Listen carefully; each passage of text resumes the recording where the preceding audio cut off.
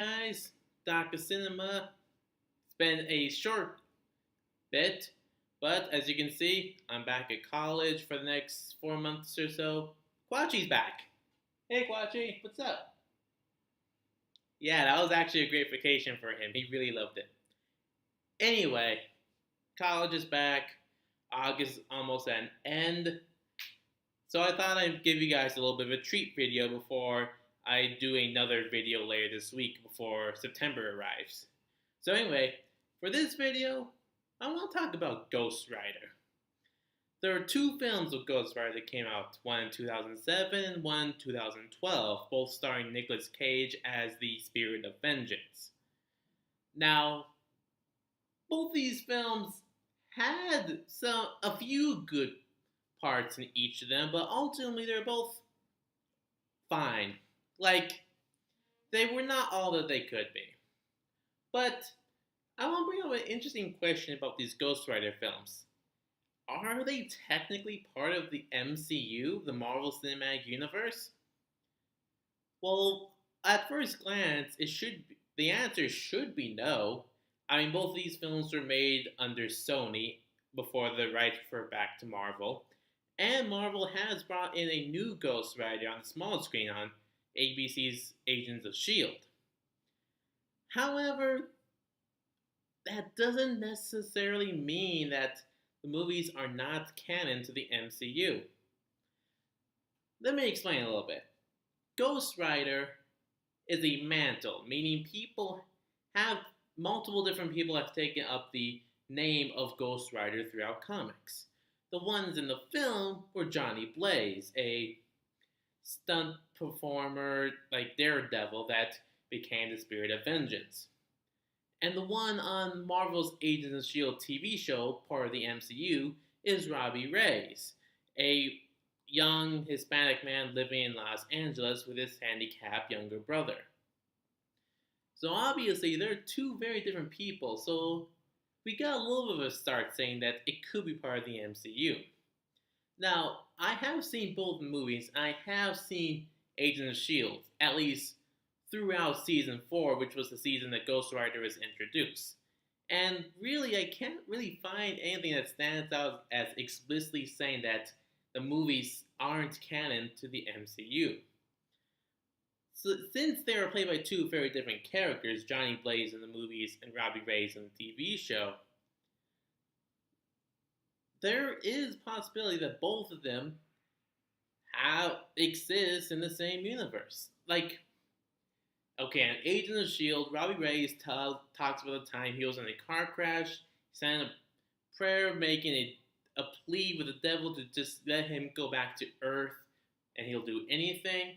And as he was on that bridge about to die, the Spirit of Vengeance on a motorcycle drove up to him and just transferred from that body into Robbie's body. So, and the guy in the motorcycle, it was obviously the previous Spirit of Vengeance. And while they don't say it, it's pretty obvious it's Johnny Blaze, because Johnny Blaze in the movie is known for riding a motorcycle, and he is Ghost Rider. Now you're probably saying, well, the movies happened before the MCU, so it can't be canon. But there is precedent for this. The most obvious one is Hulk.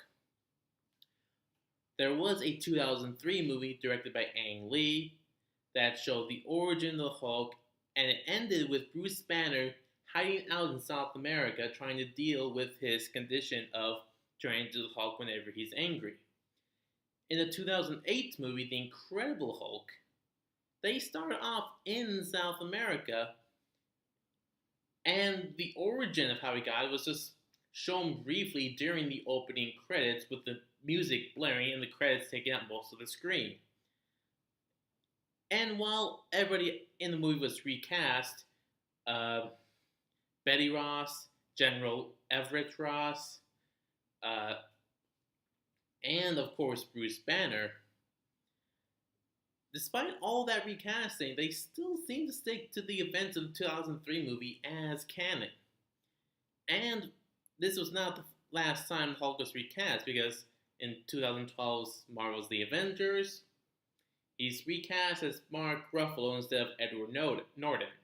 So the Hulk has had three different interpretations, both of them in the MCU. So the chances of this, so if the Hulk can have its 2003 pre-MCU movie technically be canon, then there's really nothing to saying that the Ghost Rider movies can't be canon. But of course, there is one other obvious detail that sort of gets in the way of this. In the sequel, Ghost Rider Spirit of Vengeance, one of the supporting characters is played by Idris Elba, who also plays Heimdall in the Thor movies. So, how do we explain that?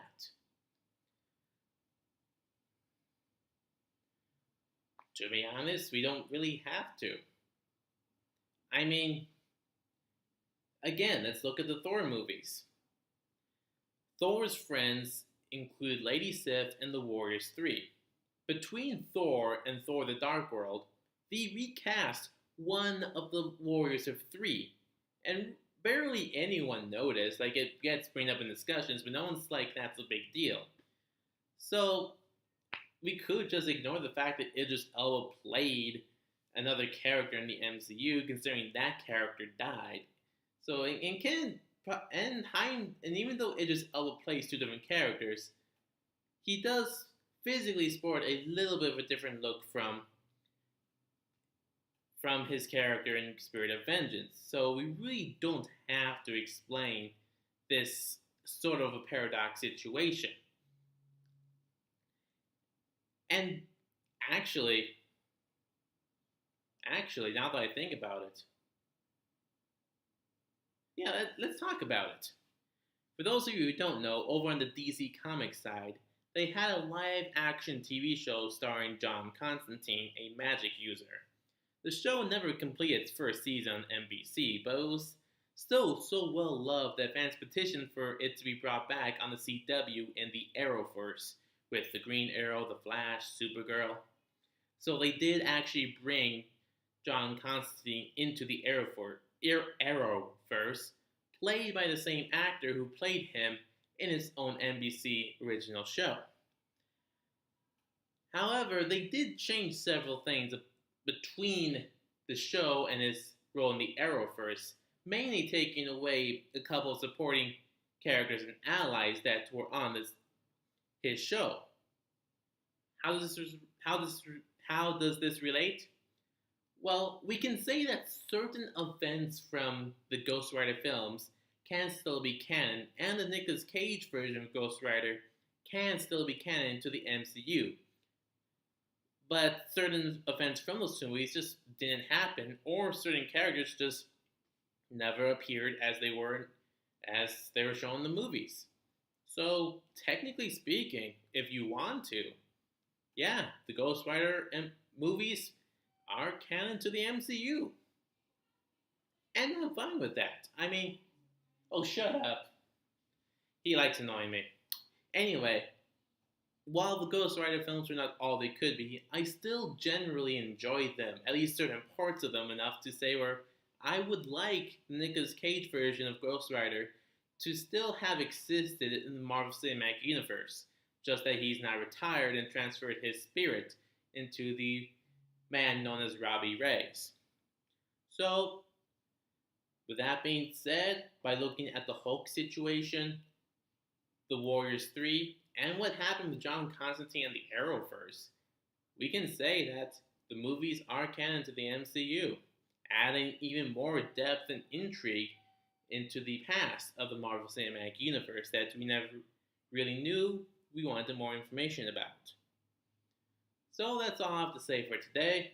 I'll post another video later this week before August ends, so comment down below, like, subscribe, share. Dr. Cinema, see you next time.